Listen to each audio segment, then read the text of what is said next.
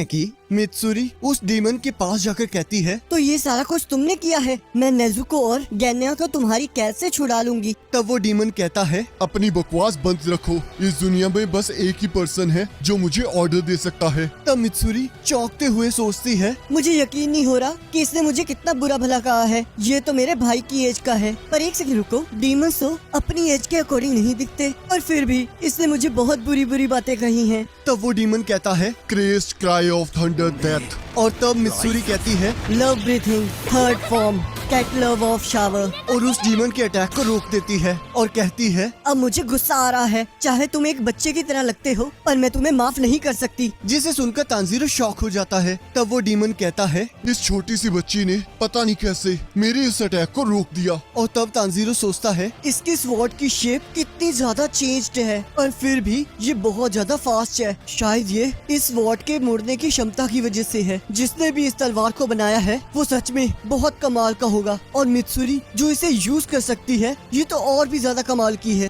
और तब वो डीमन मित्सुरी पर हमला करने लगता है। तब मित्सुरी उसके हमले को डॉज करते हुए कहती है, love breathing second form love pangs. और उसके ड्रैगन को काट देती है। और तब वो फिर से उस डीमन के हमले को रोकते हुए कहती है, sixth form cat leg winds of love. तब वो डीमन सोचता है, तो क्या ये इस स्पीड में भी इसे रोक सकती है? अगर ऐसी ही बात है तो मैं अपने अटैक को अपनी टेक्निक के साथ जोड़ दूंगा। Blood demon art countless strike trees. और तब वो सारे ड्रैगन मित्सुरी की तरफ बढ़ने लगते हैं, जिसे देखकर मित्सुरी घबरा जाती है। और तब तांजीरो को उस डीमन की मेन बॉडी दिखाई देती है। और तब यहाँ मित्सुरी सोचती है, क्या मैं खुद से इन सबको संभाल पाऊंगी? और कहती है, love breathing fifth form swaying love wild claw.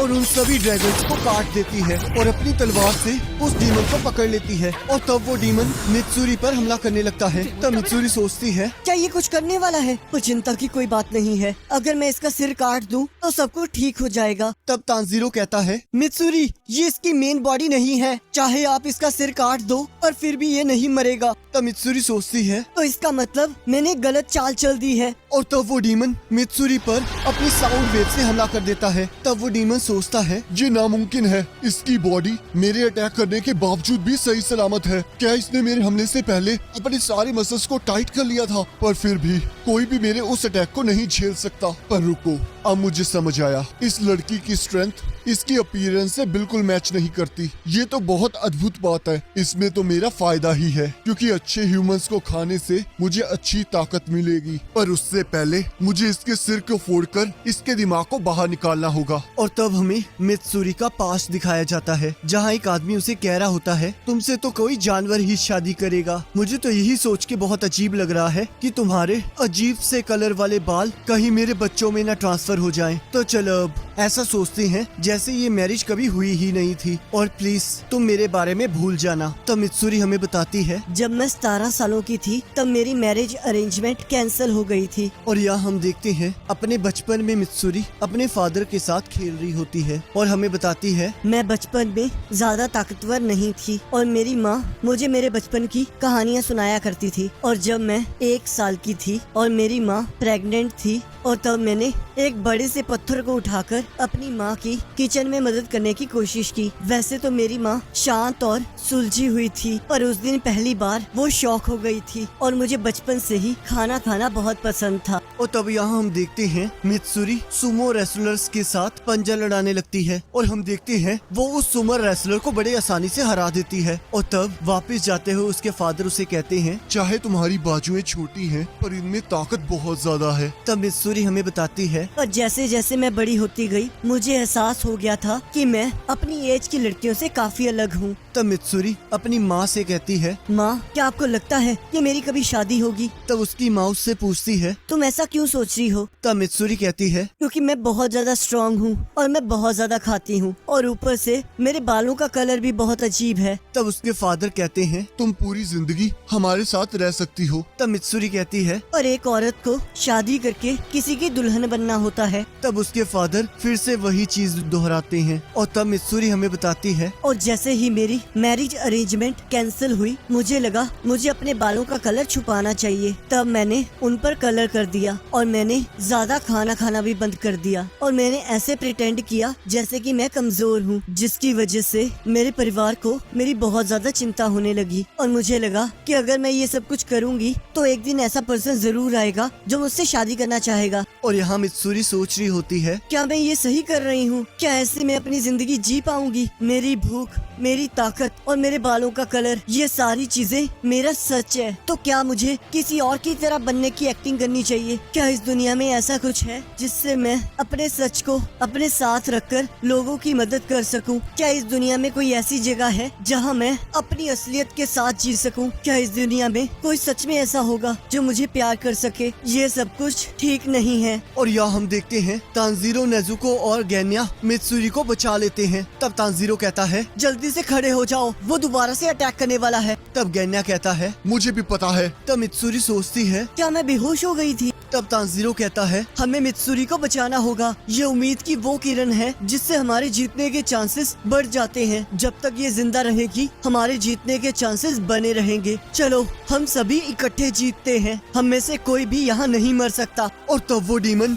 अपनी बिजली से उन पर हमला कर देता है और सोचता है क्या मैंने उन सभी को मार दिया? तब मित्सुरी रोते हुए कहती है तुम सभी का शुक्रिया दोस्तों, मैं एक हाशिरा हूँ, मैंने फिर भी सब कुछ बिगाड़ दिया। मैं अपने दोस्तों को मरने नहीं दूंगी। डीमन स्लेयर कॉर्प्स मेरे लिए बहुत ज्यादा इम्पोर्टेंट जगह है। मुझे फर्क नहीं पड़ता कि ये अपर रैंक के खिलाफ हो या ना हो। अब मैं किसी भी बुरे आदमी से नहीं हारने वाली, तो तैयार हो जाओ, अब मैं सीरियस होने वाली हूँ। और तब यहाँ तांजीरो शौक होकर सोचता है इसने तो उन सभी अटैक्स को बड़ी आसानी से काट दिया, ये कितनी कूल है। और यहाँ मास्टर मित्सुरी से कहते हैं ये तो बहुत कमाल की बात है मित्सुरी, तुमसे भगवान बहुत प्यार करते हैं। अपनी ताकत पर हमेशा गर्व करना। वो सभी लोग जो तुम्हारे बारे में बुरा भला कहते हैं वो या तो तुमसे डरते हैं या तो तुम्हारे टैलेंट से जेलस होते हैं। और तभी वहाँ मित्सुरी रोते हुए उन्हें थैंक यू कहती है और सोचती है thank you mom and dad कि आपने मुझे इतनी स्ट्रॉन्ग बॉडी के साथ जन्म दिया। डीमन स्लेयर कॉर्प्स के सभी मेंबर्स मुझे धीरे धीरे एक्सेप्ट करने लगे और जिन लोगों को मैंने डीमन से बचाया उन्होंने रोते हुए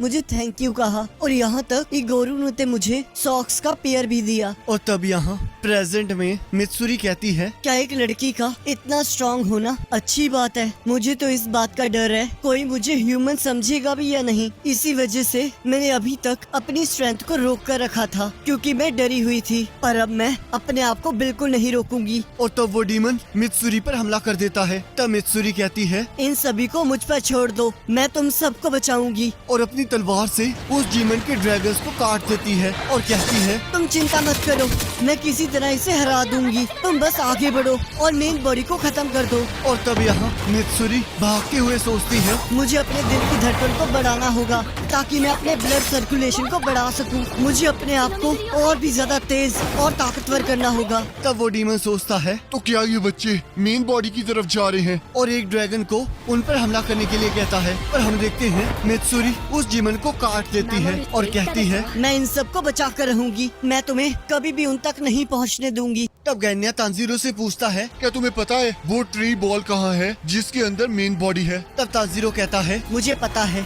और तब हम देखते हैं तांजीरो अपनी स्मेल की पावर से उस डीमन को ढूंढ लेता है और सोचता है जब तक मित्सुरी उस चाइल्ड डीमन के साथ लड़ रही है तब तक हमें इस मेन बॉडी के सिर को काटना होगा। तब यहाँ डीमन सोच रहा होता है ये लड़की तो पहले से भी ज्यादा तेज और ताकतवर हो गई है, आखिरकार ये सब कुछ कैसे कर रही है? आखिरकार ये है कौन? क्या इसका डीमन स्लेयर मार्क एक्टिवेट हो चुका है? पर रुको, ये मार्क तो एक डीमन क्रेस्ट की तरह है। अब मैं इससे और नहीं झेल सकता। इस लड़की की वजह से मैं अपने ड्रैगन्स को उन सभी डीमन स्लेयर को मारने के लिए भी नहीं भेज सकता। ये कितना इरिटेटिंग है, पर ये ज्यादा देर तक नहीं चलेगा। किसी न किसी पॉइंट पर ये थक जाएगी क्योंकि इंसानों की एक लिमिट होती है। तब मित्सुरी कहती है अगर मैंने एक बार कह दिया कि मैं तुम्हें उनके पास नहीं जाने दूंगी, मतलब नहीं जाने दूंगी। और तब तांजीरो को उस डीमन की मेन बॉडी मिल जाती है और वो कहता है वो डीमन उस ट्री के अंदर सुरक्षित है, तो चलो उसे पकड़ते हैं। और तब हम देखते हैं गैनिया जैसे ही उस पेड़ पर अपनी तलवार से हमला करता है, वो पेड़ ड्रैगन की तरह इधर उधर कूदने लगता है।